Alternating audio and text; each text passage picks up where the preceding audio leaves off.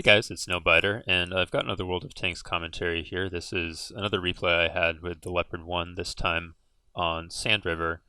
And Sand River is another map that I think generally suits the Leopard 1 quite well. It's usually a bit slower paced, which gives you more time to flex around to the position that you need to be in.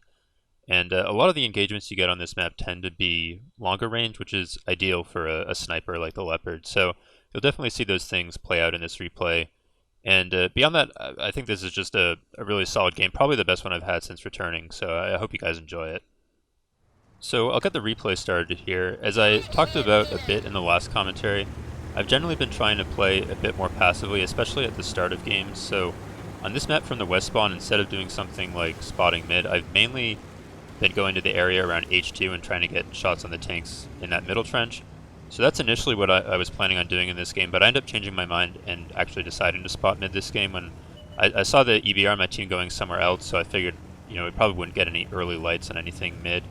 And I figured with only one light tank and one arty on the enemy team, there was less chance that I would get punished than, a lot of other matchups.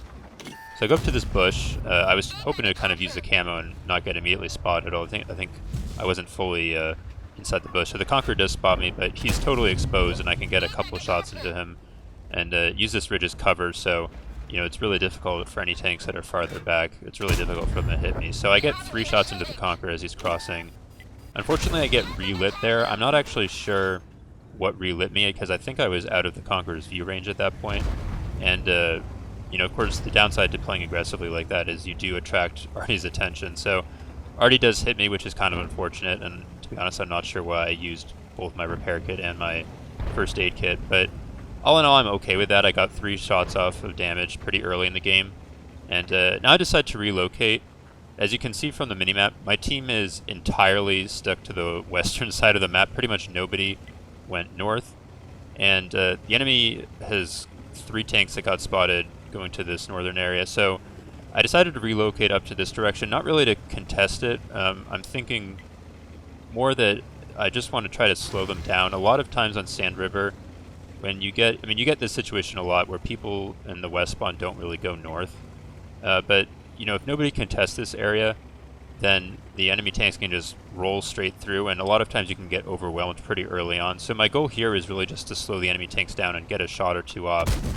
So I catch that Conqueror. I was hoping to catch him farther back, but I do catch him in time to get a shot into the top of his turret. I'd wanted to keep that engagement at a distance, though, more of a distance, so when I see him so close to me already, I know I can't stay there. I'm just going to back up. I did get the 1 shot off, and I'm going to relocate again. I still don't want to fall back all the way to my base and let the enemy tanks just push up for free, so I decided to relocate to the ridge that's at C6, and the goal here is still to slow down these tanks that are pushing through the north and to try to punish them and get shots on them as they keep moving forward. And this is where the Leopard's speed really comes into play, because I can relocate so quickly that the enemy tanks really don't have much chance to move up before I'm already in a position to shoot them. So here I spot the Conqueror as he's moving up, and I catch a shot into him in his side before he gets into cover. And now if he tries to keep pushing down the A-line, I'm in a position where I can punish him for that, and I can also peek this ridge to catch any tanks falling behind him. So I spot that Patton as he's moving up and get a shot into him as well. Now I know that there was an Object 430 that also got lit in the north, so I want to keep checking this ridge in case he tries to move up to that same position. And now we kind of have these 2 tanks trapped in that spot, because if they back up like this Patton is doing, I can get an easy shot into his side. I'm not sure why he reversed exactly like that. And then obviously if they keep pushing forward, then they're going to get shot at by all the TDs that are still in our base. So I get a kill shot on the Patton. I'm not sure why he stayed out in the open like that.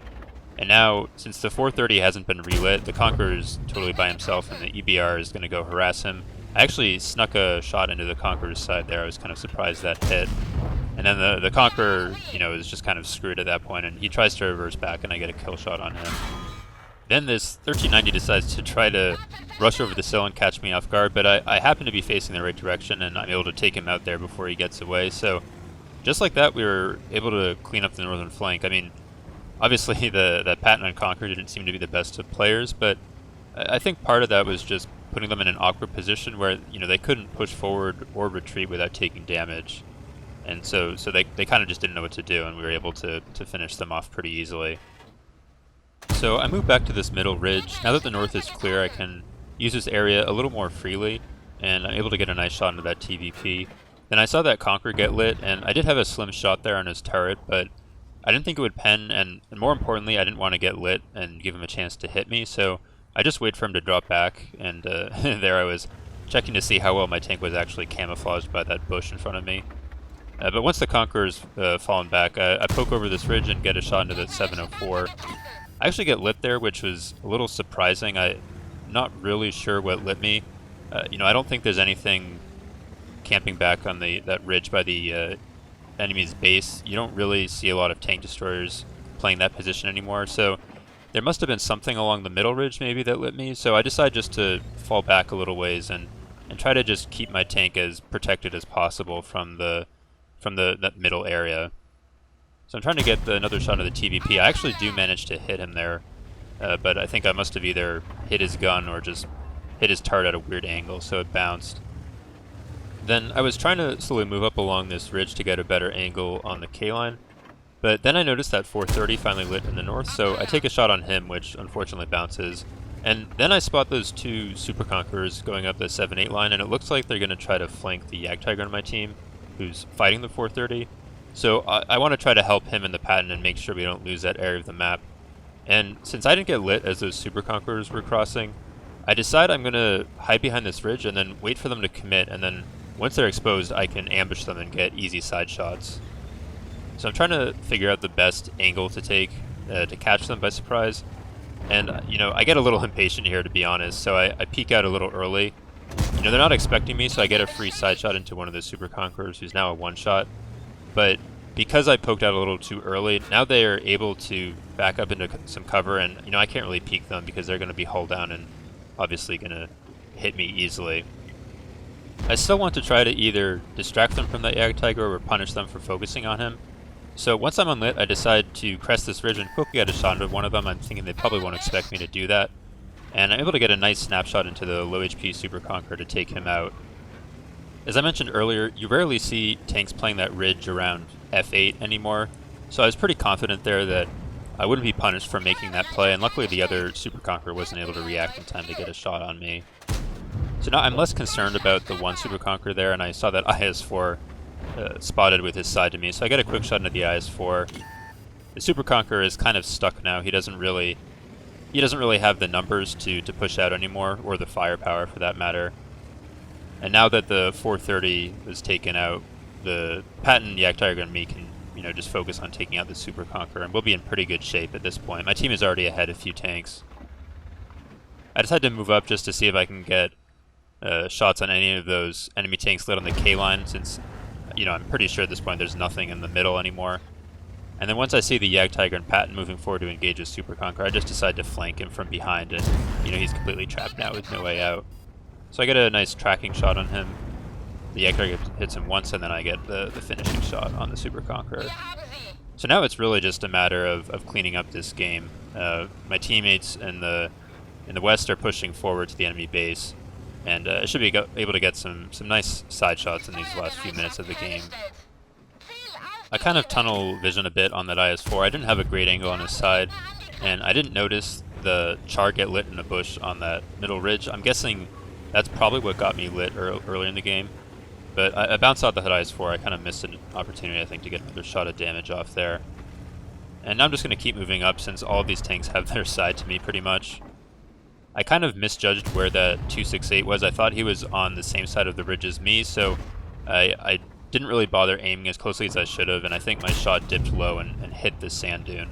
And then right there, that shot on the T-30 I think went right behind his turret, so I was a little tilted at the end here with the RNG and those two shots. I felt like I should have gotten 2 shots of damage off there. I do end up hitting the 268 though, and then as he tries to get back into cover, I take a bit of a snapshot, which does hit him to get the kill there. Then this T-30 is looking at me to try to get a shot on me, but I'm able to again to take a quick snapshot on him and get the kill on him as well. So now it's just the 704 and Artie. Artie gets lit there. I'm hoping to try to get this last kill to get a radley-walters. But already it's been a really good game, over 7,500 damage. The 704 hits me with HE, it looks like. I'm not sure why he had that loaded. And fortunately, the Artie gets taken out there. I think he looked like he was going to try to shotgun me, but he gets killed, and then I get a kill shot on the 704. So that's the end of the game, and now I'll show you guys the post-game stats. And here are the post-game stats. This ended up being a really good game of the Leopard. I got over 8,000 damage and 8 kills for a radley-walters medal, and I also got over 1,500 base experience, which seems pretty crazy for a tier 10 tank. I think that's probably one of the higher base XP games I've ever had with a tier 10. I think it must have been just the combination of kills and then the fact that I was spotting for a good chunk of the damage that I dealt over the course of the game. So anyway, I hope you guys enjoyed this video. I was pretty happy with this game. I felt like I did a good job flexing around the map. And it was also a pretty clean game, other than that Artie shot at the very beginning. I don't think I took any damage actually until that 704 hit me at the very end of the game. So I hope you guys enjoyed the video and the replay. Thanks for watching, and I'll see you guys later.